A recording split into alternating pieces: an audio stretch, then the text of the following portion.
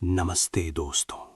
आज हम सुनने जा रहे हैं श्री कृष्ण कथा का अगला अत्यंत रोमांचक, रहस्यमय और रणनीति से भरा एपिसोड, पांडवों का अज्ञातवास और महाभारत युद्ध की अंतिम तैयारी। ये वो चरण है जहां धैर्य की परीक्षा समाप्त होती है और अब न्याय की लड़ाई के लिए तैयारी शुरू होती है। अज्ञातवास की शुरुआत। 12 वर्षों का वनवास पूरा करने के बाद पांडवों को अब 1 वर्ष का अज्ञातवास बिताना था।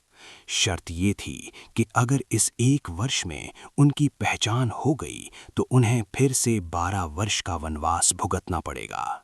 इसलिए ये समय अत्यंत सावधानी और बुद्धिमत्ता का था। विराट नगर में प्रवेश। पांडवों ने निर्णय लिया कि वे विराट नगर में रहेंगे।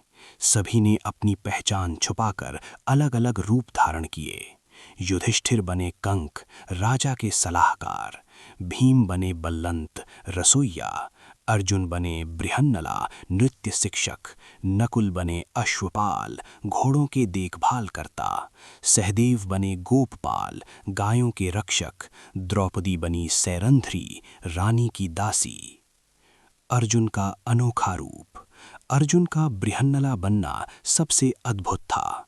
उन्होंने स्त्री वेश धारण किया और राजकुमारी उत्तरा को नृत्य और संगीत सिखाने लगे। कोई भी उन्हें पहचान नहीं पाया। कीचक का अत्याचार। विराट नगर में एक बलशाली सेनापति था, कीचक। उसकी नजर द्रौपदी पर पड़ गई। वो उसे परेशान करने लगा। द्रौपदी ने बहुत सहन किया, लेकिन जब अत्याचार बढ़ गया तो उन्होंने भीम से सहायता मांगी। भीम द्वारा कीचक वध। भीम ने एक योजना बनाई। रात में कीचक को अकेले बुलाया गया। जैसे ही वो आया, भीम ने उस पर हमला कर दिया। भयंकर युद्ध हुआ और अंत में भीम ने कीचक का वध कर दिया। कौरवों का शक। जब कीचक मारा गया तो कौरवों को शक हुआ कि ये कार्य केवल भीम ही कर सकता है। उन्होंने पांडवों को खोजने का निर्णय लिया। गायों का हरण। दुर्योधन ने विराट नगर की गायों को चुराने की योजना बनाई। वो चाहता था कि पांडव सामने आएं और पकड़े जाएं। अर्जुन का युद्ध। जब कौरव सेना ने आक्रमण किया तब अर्जुन यानी बृहन्नला ने राजकुमार उत्तर के साथ युद्ध में जाने का निर्णय लिया। युद्ध भूमि में पहुंचकर अर्जुन ने अपना असली रूप प्रकट किया। दिव्य अस्त्रों का प्रयोग। अर्जुन ने अपने दिव्य अस्त्रों का प्रयोग किया। इंद्रास्त्र, अग्न्यास्त्र, वायव्यास्त्र। कौरव सेना घबरा गई। भीष्म, द्रोण जैसे महान योद्धा भी अर्जुन की शक्ति देखकर चकित रह गए। कौरवों की हार। अर्जुन ने अकेले ही पूरी कौरव सेना को पीछे हटने पर मजबूर कर दिया। दुर्योधन को समझ आ गया कि पांडव लौट आए हैं। अज्ञातवास की सफलता। इस प्रकार पांडवों का अज्ञातवास सफलतापूर्वक पूरा हो गया।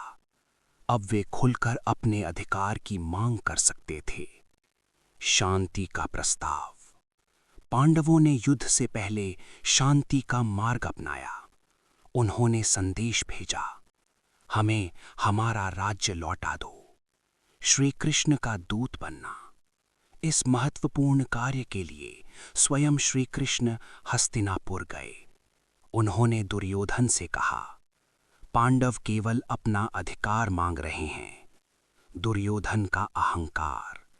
दुर्योधन ने घमंड में कहा, मैं उन्हें सुई की नोक जितनी जमीन भी नहीं दूंगा। कृष्ण का विराट रूप। जब दुर्योधन ने कृष्ण को बंदी बनाने की कोशिश की, तब कृष्ण ने अपना विराट रूप दिखाया। पूरी सभा दंग रह गई। सब समझ गए कि ये कोई साधारण मनुष्य नहीं है। युद्ध की घोषणा। अब स्पष्ट हो गया, युद्ध टल नहीं सकता। महाभारत का महान युद्ध निश्चित हो गया। सेना का विभाजन। जब दोनों पक्षों ने कृष्ण से सहायता मांगी तो उन्होंने कहा, एक ओर मेरी नारायणी सेना होगी और दूसरी ओर मैं स्वयं, लेकिन बिना हथियार उठाए। अर्जुन ने कृष्ण को चुना, दुर्योधन ने सेना को। गीता का प्रारंभ। भूमिका।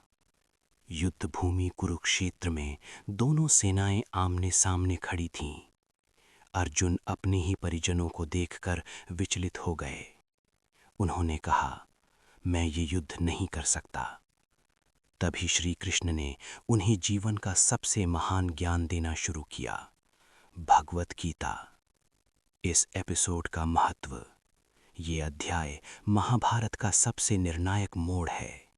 धैर्य का अंत, न्याय की शुरुआत और धर्म अधर्म का अंतिम संघर्ष। कथा का संदेश। इस गहन कथा से हमें ये सीख मिलती है, कठिन समय में धैर्य रखना चाहिए, सही समय पर